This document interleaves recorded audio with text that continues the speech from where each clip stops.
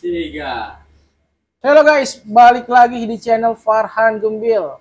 Hari ini kita kembali lagi main ke Gulantok Farm.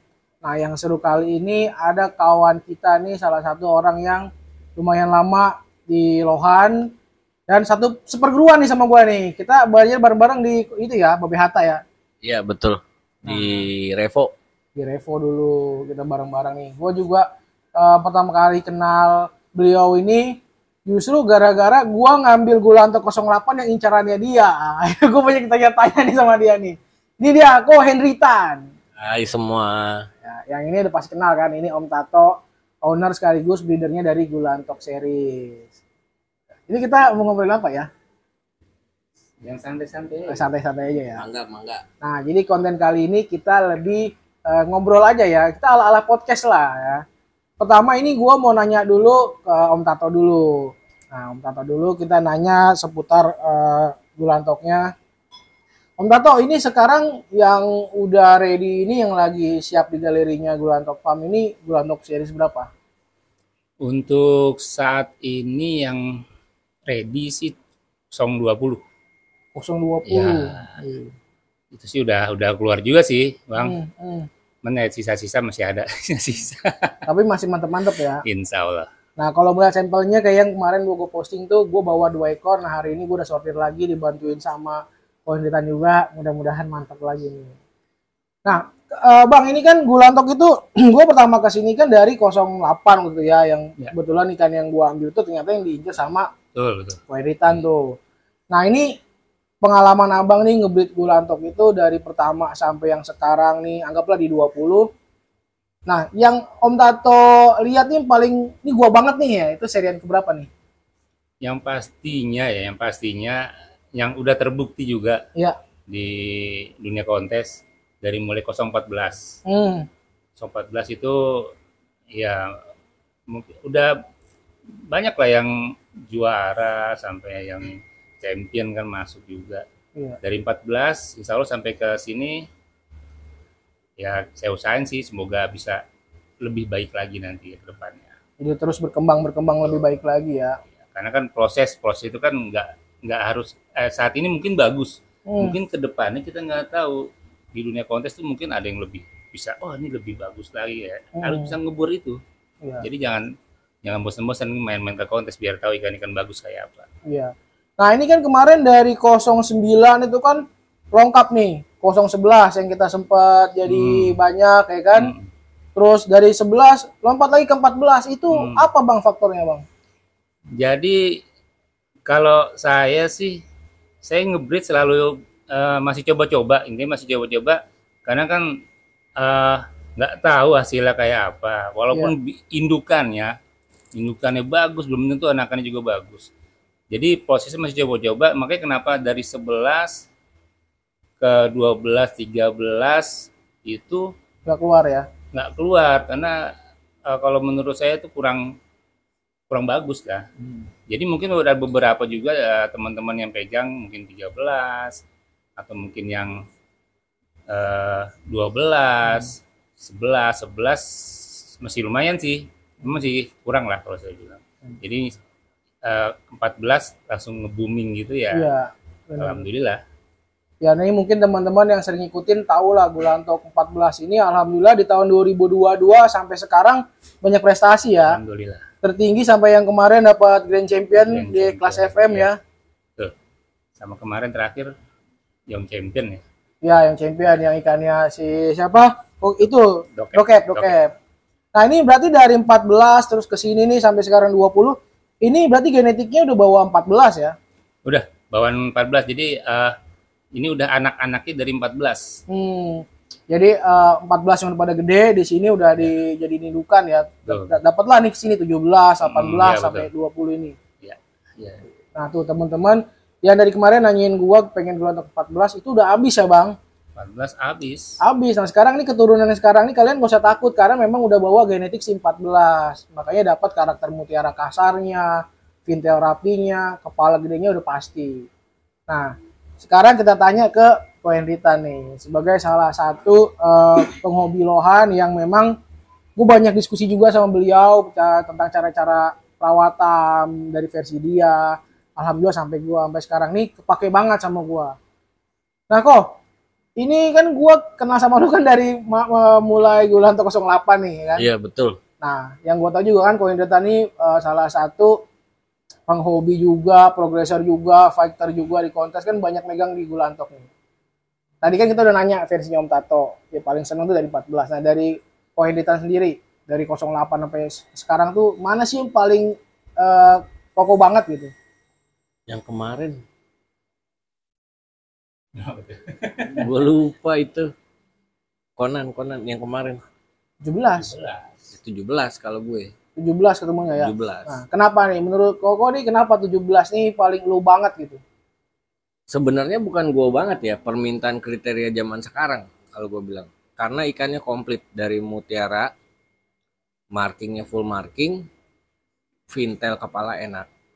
Gitu. Dan yang kebetulan waktu itu yang gue dapet bisa main dari kecil sampai gede, which is jarang. Iya. Dari ikan D sampai gede. Oke. Nah ini bagus banget info ini karena gue juga lagi mau bikin konten. Ada yang nanya gimana sih caranya kita lihat ikan itu yang punya bakat main dari kecil sampai A. Tapi nanti setelah ini kita ngobrolin dulu dari segi hobi dulu. Nah ini dari Koko sendiri nih dari 08 terus sampai yang sekarang udah pasti kan punya karakter beda sama ikan-ikan yang serian lain. Betul. Nah cara progresnya sendiri menurut Koko itu ada perbedaan nggak sih ikan-ikan di rumah lu sama ikan-ikan dari Gulantok cara ngerawatnya? Beda lah, karena kan kita mesti ngikutin ikannya.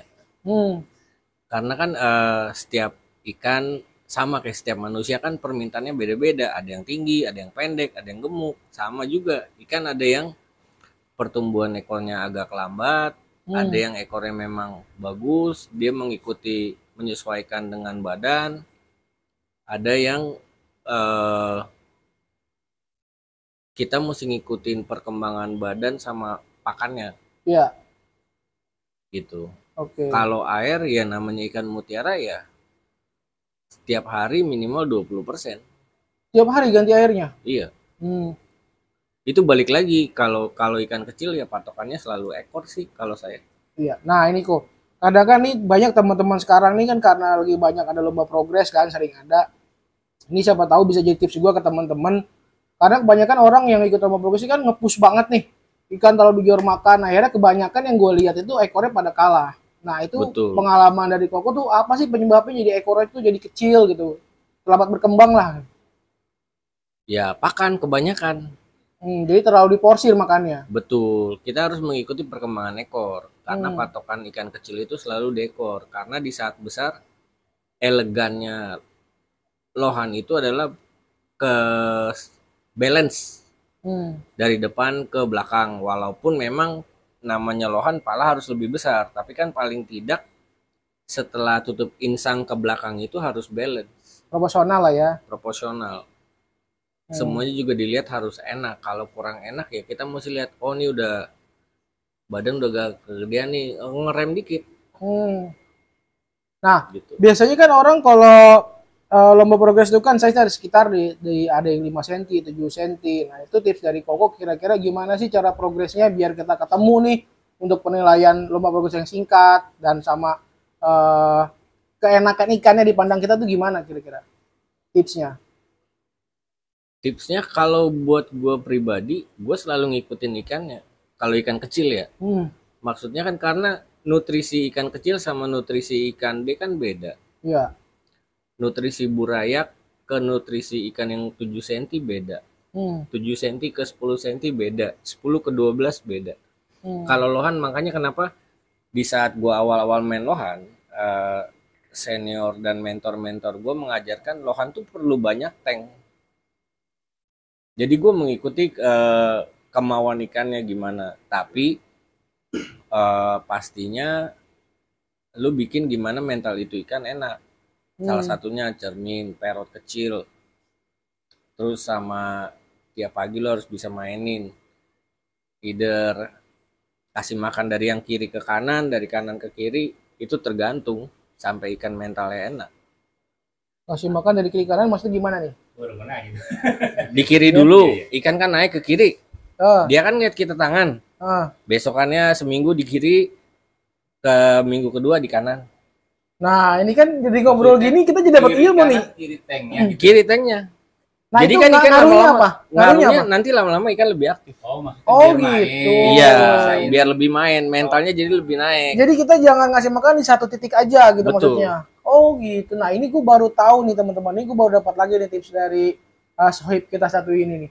Berarti kita biasain seminggu kita coba di kiri terus. Kiri terus. Seminggu di saat kan lagi. kalau memang ikan mental udah mulai naik kan pasti naik ke kiri. Yes. Ya kan? Seminggu di kiri, nanti besok-besok lu berubah. Pasti dia saat lu datang dia ke kiri dulu. Oh iya benar. Tapi kalau lu minggu keduanya lu pindahin ke kanan, dia dari yang ke kiri pindah ke kanan. Lama-lama ikannya jadi main tangan. Oh, jadi kita ikutin tangan kita tuh ya. Betul. Berarti ini salah satu tips buat ngelatih mental ikan. Salah satunya. Nah, dari pola makan juga bisa. Betul, ya. Biar nge-show. Dan kalau megang wayang nih, ini kan wayang. Kebanyakan orang kan kalau orang awam pasti megangnya ini tangkai. Megangnya begini. Jangan, kita megangnya begini. Oh, biar nggak kelihatan tangkainya. Jadi besok-besok dia sama tangan dong main. Oh, iya paham ya. Gitu. Ya. Oh, gitu. Berarti gini ya, ini bukan promosi bentar. rokok. Gini nih kan tangkai. Nah, biasanya bawa wayang nih. Nih, kalau orang awam kan biasa begini. Iya. Megangnya begini. Oh, jadi dia ngelihat dua ya tangan kita sama si wayang itu. Jadi kalaupun nanti kita nggak mainin wayang, pakai tangan pun main. Oh gitu. Gue juga kalau yang mentalnya udah enak. Gue mungkin karena tangan gue kegendutan kali ya. Enggak, kadang kan ada yang wayang sekarang kan ada yang wayangnya gede tapi tangkainya semprit.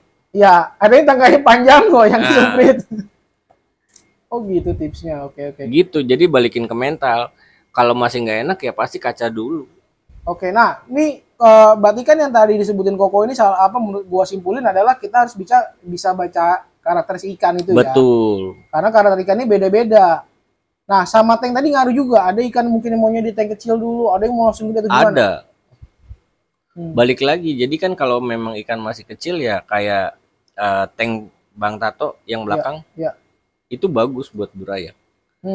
Pertamanya juga gue nggak ngerti, tapi lama-lama di saat gue punya tank lebih kecil dari 40-40, bukan yang 30-40, jadi dia nggak terlalu besar, dia nggak terlalu kecil, ikan justru lebih enak. Nah belakangan ini gue bisa progression yang lumayan. Nah gue progresnya di tank itu memang. Oh gitu, berarti ngikutin sesi ikan juga ya. Betul. Oke. Kadang juga kayak contoh gue dapet, gue kan suka masukin ikan dari Thailand. Kadang ikannya lebih besar tapi mental belum dapat. Di saat lu pindahin ke 40-40 justru ngumpet. Jadi gue balikin lagi ke tank kecil. Oh gitu. Padahal SAS udah seharusnya masuk 40-40. Oke. Nah, kalau untuk pemberian pakan gimana nih biasanya? Untuk ikan size berapa nih? Kita bicara ikan kecil dulu nih. Ikan progres. Kan teman-teman lagi pada senang progres dari kecil nih. Kalau gua biasa sehari 2 kali. Ini kita ngomong ikan singgelan ya? Iya, ikan single. Sehari 2 kali. Sampai ya 6-7 cm lah. Tapi juga dilihat juga kondisi ikannya, kekurusan kah, oke kah, terlalu gemuk kah. Kalau terlalu gemuk ya kayak udah mulai kelihatan ekornya udah mulai agak kecil ya pasti gue kurangin sehari sekali. Sampai dia kelihatan agak balance baru sehari 2 kali. Boleh nanya kok, sehari sekali itu kita misalnya ini udah waktunya sehari sekali sampai gendut ya kan kadang kita makan kalau perutnya belum kelihatan mekar tuh kayaknya masih pengen ngasih lagi gitu loh. Tapi kan itu untuk ikan size 9 cm ke atas. Buat perut sampai gede? Iya. Nah ini sebenarnya kita ngomong ikan yang ekor pertumbuhan agak lambat ya. Iya, pertumbuhan agak lambat. Kalau gue biasa kasih makan asal dia makan agak perutnya nggak kempes, nggak gemuk. Yang penting berisi aja gitu. Yang penting berisi. Oke. Ini untuk yang ekornya nggak terlalu panjang. Kita bukan ngomong kecil ya. Ekor kan ada yang bukannya enak, tapi dia nggak terlalu panjang. Jadi kita kan mesti ngikutin pertumbuhan. Bukan pangkal, ekor. Oh ekornya. Jadi kita kan mesti ngikutin pertumbuhan ekornya. Yes. Tapi kalau yang ekornya sudah gede, sudah panjangnya udah enak, bukaannya... sehari 2 kali aja. Selingannya paling pelet 1-2 butir yang XS. Kalau dia ekses belum bisa, 1 butir yang ekses dikari. Berarti lebih prefer pakai cacing beku dulu ikan kecil. Harusnya karena internalnya jadi lebih enak. Oke. Nah itu perawatan ikan kecil tentunya pasti beda sama ikan yang udah size C. Tapi kalau misalkan mau diselingin warna, kalau saya sih pakainya tetrabit. Tetrabit ya. Makan yang buat apa namanya diskus. Karena itu kita bisa bilang pakan yang lebih natural. Dalam arti kimianya tidak terlalu banyak. Oke. Memang setiap pakan pasti ada pewarna, pasti ada campurannya. Cuma dia kan lebih nggak terlalu banyak kimia juga. Nah ini tetrabit ini kita nggak promosi ya, tapi kalau masukin boleh lah. Disebutin ya tetrabit nih kan. Iya. Nah ini untuk sesi pertama cukup sekian dulu teman-teman. Kita lanjutin lagi sesi berikutnya nanti masih bersama Kohenditan juga Om Tato.